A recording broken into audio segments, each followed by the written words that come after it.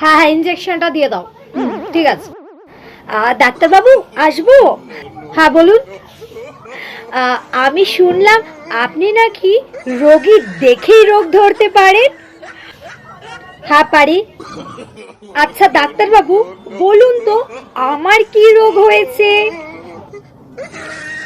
আমার মনে হয় আপনি চোখে কম দেখেন। ও মা, আপনি জানলেন কিভাবে? একটু বলুন তো আমাকে যে আমি চোখে কম দেখি। কারণ সিম্পল ব্যাপার, বাইরে বড় বড় করে হোর্ডিং লেখা রয়েছে এটা পশু চিকিৎসালয়, আর আপনি চলে এসেছেন এখানে রোগ ধরতে। ও, এটা পশুর ডাক্তারখানা।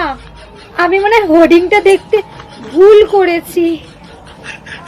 আজব পাবলিক। এই দেখো দেখো, কি ওকে ইঞ্জেকশন মারো।